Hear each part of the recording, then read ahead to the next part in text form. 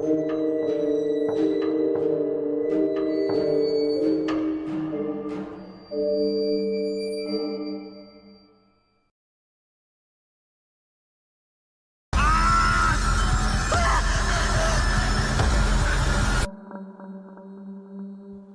diawali dengan seorang gadis cantik bernama Raya.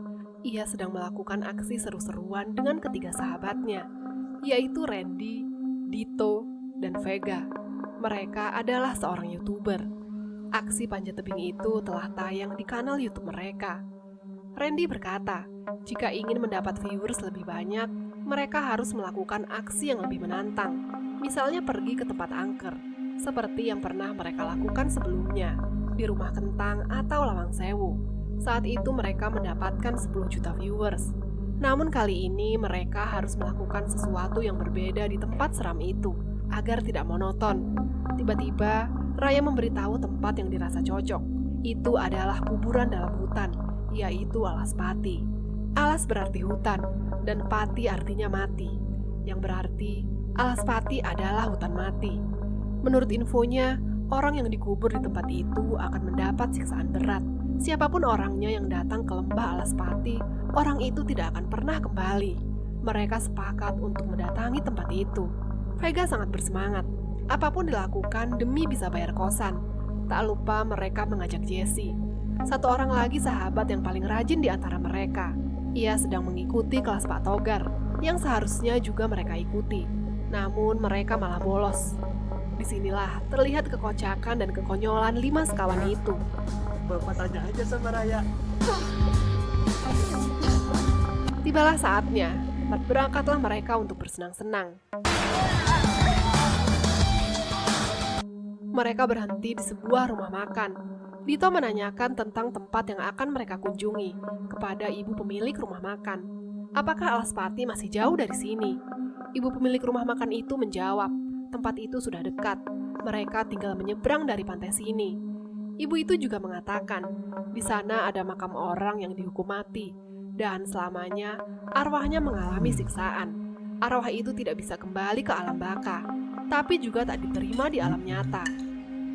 Kepolosan Jesse terlihat dari reaksinya yang baru sadar kalau ternyata Dito menyukai Raya. Kayak lo sekarang ini.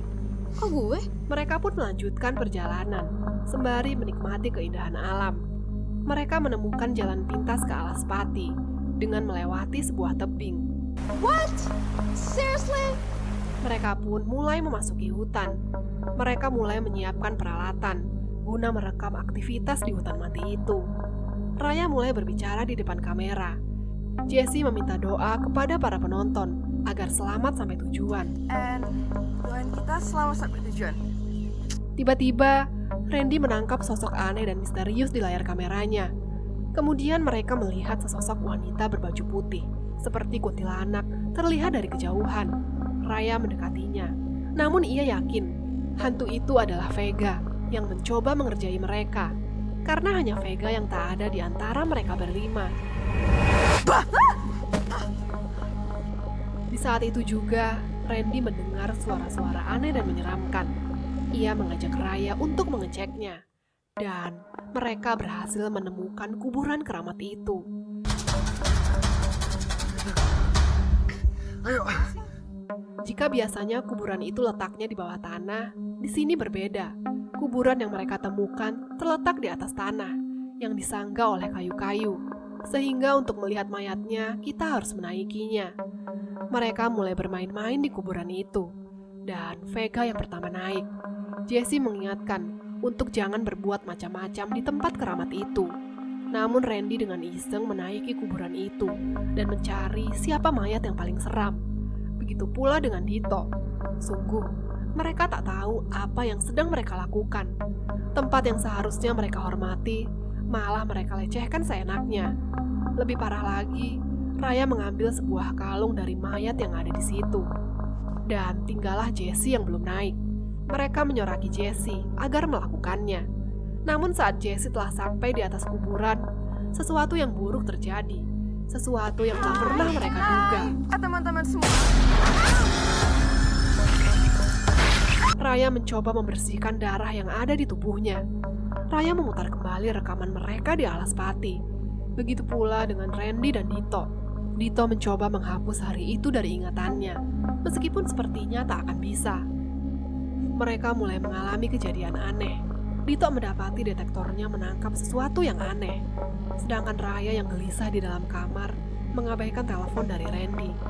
Kursi di rumahnya tiba-tiba bergerak dan terjatuh dengan sendirinya. Dan keesokan paginya, ruangan itu terlihat berantakan. Pembantunya mengatakan, sepertinya ada makhluk yang mengikuti Raya. Raya yang bertemu dengan Randy dan Dito tampak menghindari mereka, mengatakan bahwa tak ada yang perlu dibicarakan.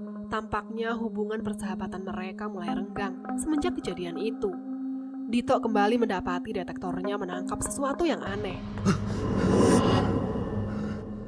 Di kelas, Raya melihat sosok hantu menyeramkan mirip Jessie di kaca jendela. Ia langsung berlari keluar kelas dan menuju ke kantin.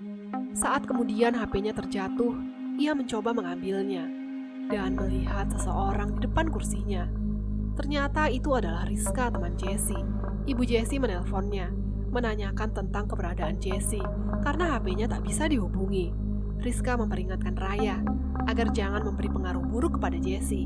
Ibu Jessie sudah melaporkannya kepada dekan. Rizka memastikan Raya akan diinterogasi secepatnya. Randy datang ke kafe tempat mereka biasa nongkrong. Di sana, tak tampak lagi kehadiran teman-temannya seperti dulu. Tiba-tiba ia melihat cewek yang mirip dengan Jessie. Tapi ternyata itu hanyalah penglihatannya saja. Raya memimpikan Jessie yang masih berada di alas pati. Kemudian ia terbangun dengan seketika. Saat di kampus, Raya mendapat telepon dari Mama Jessie yang menanyakan keberadaan anaknya. Di kelas, Raya melihat video perjalanan mereka ke alas pati telah tayang di YouTube. Ia menuduh Randy yang mengunggahnya. Randy menyangkalnya, dan akhirnya karena keributan itu, mereka diusir dari kelas. Saat berada di luar kelas, tiba-tiba sekeliling Raya berubah menjadi alas pati. Jessie masih ada di sana.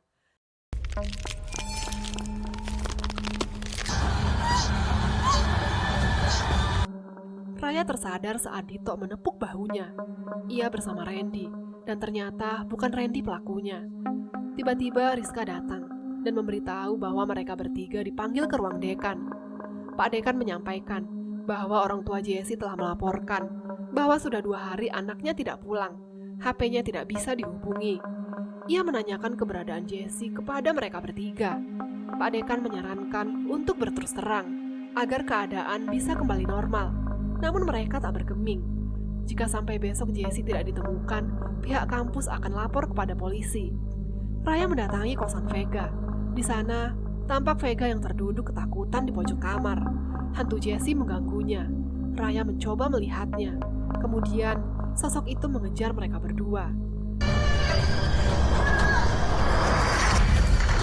Vega menginap sementara di rumah Raya karena ia terlihat masih trauma atas kejadian itu. Mereka akhirnya membicarakan masalah ini bertiga.